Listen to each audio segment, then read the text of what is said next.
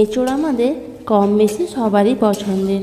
আর এঁচোড় যখন আমরা রান্না করি তখন একটু সেদ্ধ করে নিই আগে থেকে। কিন্তু বন্ধুরা, আজ আমি আগে থেকে কোনো রকম সেদ্ধ করার ঝামেলা ছাড়াই এঁচোড় রান্না করব। আর এই এঁচোড়টা একবার আপনারা বাড়িতে বানিয়ে দেখুন, দেখবেন সবারই খুবই ভালো লাগবে। আর তারপরে যদি এটা ভোগ লাগিয়ে আপনারা সবাই মিলে প্রসাদ পান, তাতে তো আরও স্বাদ দ্বিগুণ হয়ে যায়।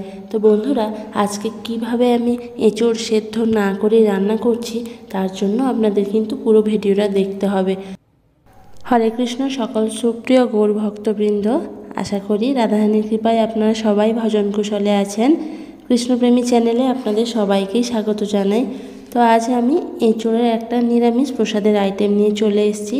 এটা আপনারা যে কোনো নিরামিষ দিনেই বাড়িতে বানাতে পারেন। আর এখন যেহেতু এঁচোড়ের সিজন, সবাই তো মোটামুটি কম বেশি এঁচোড় রান্নাই করে থাকেন, তাই না? তো এইভাবে একবার বানিয়ে অবশ্যই দেখবেন। তো বন্ধুরা, এখন এঁচোড় পাড়তে চলে এলাম।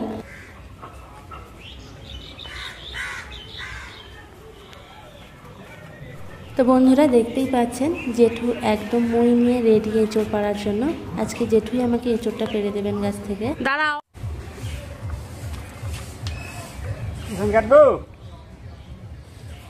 যেহেতু আমি নিচে দাঁড়িয়ে থেকে ভিডিও করছিলাম, তাই জেঠু কাটার আগে জিজ্ঞেস করছেন যে এখন কি এঁচোড়টা কাটবো, কেন ভিডিওটা অন করেছি কেন জেঠু জানেন না। তো যাই হোক, জেঠু এঁচোড় পেড়ে দিলেন। আর জেঠু আমাকে বারণই করেছিলেন, যেহেতু গাছটা অনেকটা উঁচুতে, জেঠু বললেন আমি পেড়ে দেবো। তো বন্ধুরা, দেখতেই পাচ্ছেন একদম সদ্য গাছ থেকে পেড়ে আনা এঁচোড়টা পুরো একদম মানে কত আঠা পড়ছে দেখতেই পাচ্ছেন। তো বন্ধুরা, আজকে আমি আমার এই রাঁধুনির নতুন যে রান্নাঘরটা বানিয়েছি, ওই রান্নাঘরেই আজকে কিছু প্রসাদ রান্না করব। আর আজ হলো একটা স্পেশাল দিন। আজ আমাদের গুরু মহারাজ ছিল জয়পতাকা স্বামী গুরু মহারাজের আবির্ভাব তিথি। তাই এই স্পেশাল দিনেই আজ এই নতুন রান্নাঘরে রান্না করতে চলে এলাম। তো এই এঁচোড় রান্না করার জন্য যা যা উপকরণ লাগবে মোটামুটি রেডি করে নিয়ে চলে এসেছি। তো প্রথমেই আমরা এঁচোড়টা কেটে নেব। তার জন্য একটা বাটির মধ্যে আগে থেকে একটু হলুদ জল করে রাখবেন, কেন এঁচোড়ের মধ্যে অনেকটাই কিন্তু ওই আঠা থাকে, তার জন্য এঁচোড়টা কালো হয়ে যেতে পারে। তো কেটে সঙ্গে সঙ্গে হলুদ জলে দিয়ে দেবেন। এঁচোড় কাটার আগে বন্ধুরা অবশ্যই কিন্তু হাতে তেল মেখে নেবেন, কেন এঁচোড়ের মধ্যে এতটা আঠা থাকে, ওই আঠাটা তুলতে কিন্তু অনেকটা সময় লেগে যায়। কিন্তু হাতে তেল মেখে রাখলে কোনো সমস্যা হয় না। হাতে যেমন তেল মাখবেন, তেমনি ছুরিতে কাটেন বা বটিতে অবশ্যই কিন্তু তেল লাগিয়ে নেবেন। ওখান থেকেও কিন্তু আঠাটা তোলা খুবই কষ্টকর হয়।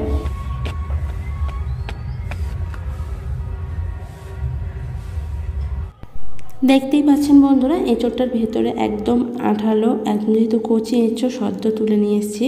তো আপনারা চাইলে পুরোটাও একদিনে রান্না করতে পারেন। আর যদি রেখে অল্প একটু রান্না করেন, তাহলে যেটুকু রান্না করবেন সেটুকু কেটে নেবেন, বাকি অংশটায় লেবু মাখিয়ে রেখে দেবেন, তাহলে এঁচোড়টা আর পেকে যাবে না।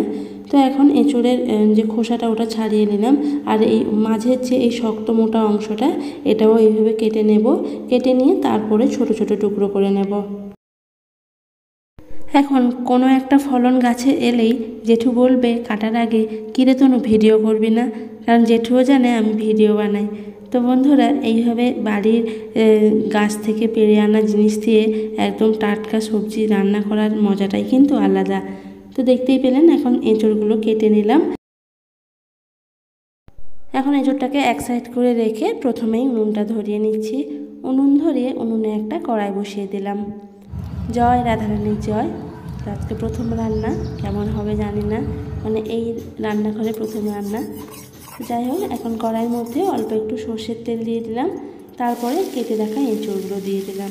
তো বন্ধুরা, আজকে আমি এঁচোড়টা কোনোভাবে সেদ্ধ না করে রান্না করব। এইভাবে একটু হালকা করে নুন হলুদ দিয়ে হালকা করে ভেজে নেব। তো আপনারাও এইভাবে একবার সেদ্ধ না করে রান্না করবেন, দেখবেন এর টেস্ট কিন্তু সেদ্ধ করা এঁচোড়ের থেকে অনেক বেশি হয়। তো এখন এটাকে ঢাকা দিয়ে 3-4 মিনিটের জন্য মিডিয়াম আঁচে ভেজে নেব। ওদিকে এঁচোড়গুলো ভাজা হতে থাক, ততক্ষণে একটা মশলা বানিয়ে নেব। তার জন্য একটা মিক্সিং জারে দিয়ে দিলাম 3টে ছোট টমেটোর টুকরো, একটুখানি আদা, আর দিয়ে দিলাম 3টে কাঁচা লঙ্কা আর 1 চামচ গোটা জিরে, আর অল্প একটু জল দিয়ে একটা পেস্ট বানিয়ে নেব।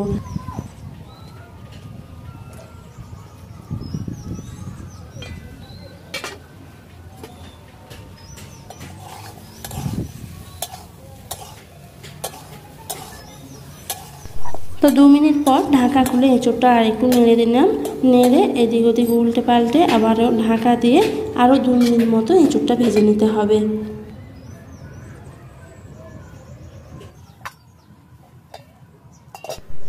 বন্ধুরা 3-4 মিনিট পর ফিরে এলাম আর এঁচোড়টা কিন্তু এখন ভাজা হয়ে গেছে।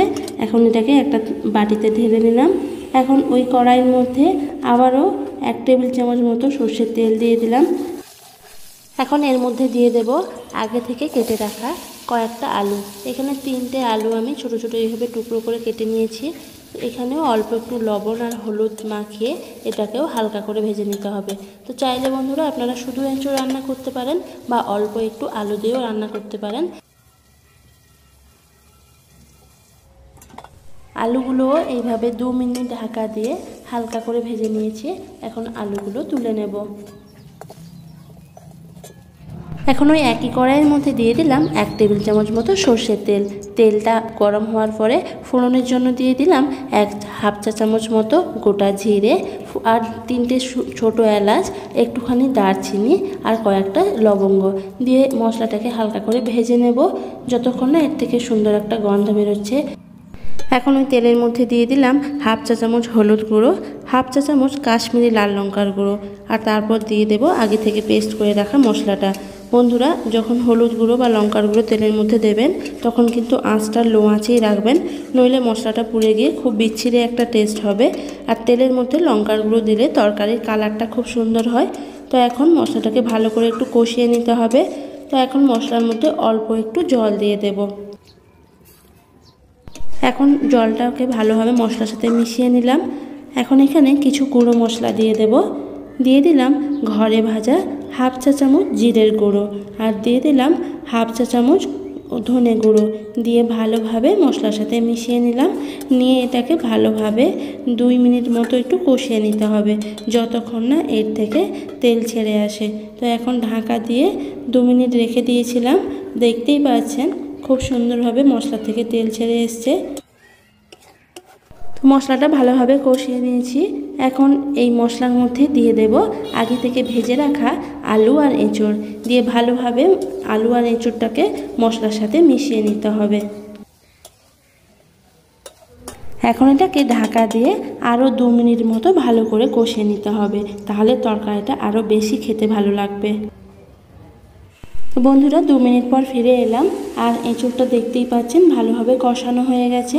এখন এর মধ্যে পরিমাণ মতো জল দিয়ে দিলাম। আর এখানে জলের পরিমাণটা কিন্তু একটু বেশি হবে, যেহেতু এঁচোড়টা আগে থেকে সেদ্ধ করে নিইনি তাই এখানে জলের পরিমাণটা বেশি দিলে এঁচোড়টা সেদ্ধও হয়ে যাবে আর গ্রেভিটাও খুব ভালো হবে। তো এখানে পরিমাণ মতো লবণ দিয়ে দিলাম। যখন এঁচোড় আর আলু ভেজেছিলাম তখন কিন্তু অল্প অল্প লবণ দিয়ে ভেজেছিলাম, তাই লবণটা কিন্তু পরিমাণ মতোই দেবেন। এখন এটাকে ঢাকা দিয়ে 5 মিনিট মতো মিডিয়াম আঁচে রান্না করে নিতে হবে। এই তীব্র গরমের মধ্যে শান্তির জায়গা বলতে এই একটাই, কোথাও বাইরের থেকে এলে বা কোথাও কাজের থেকে ফিরলে এই ঘরের চালার নিচে বসে একটুখানি আরাম পাওয়া যায়।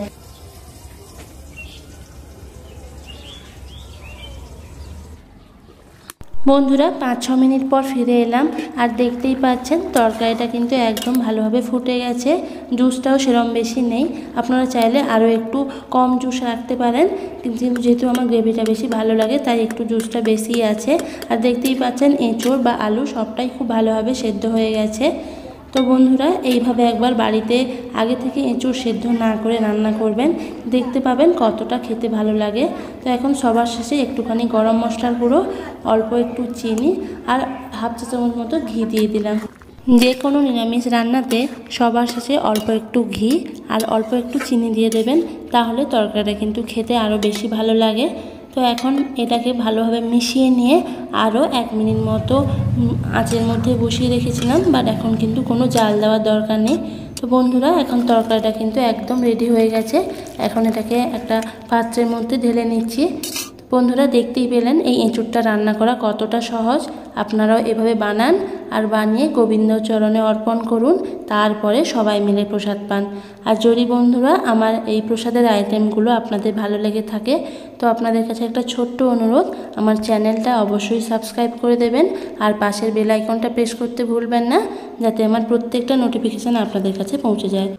তো তো বন্ধুরা সবাই ভালো থাকুন। হরে কৃষ্ণা।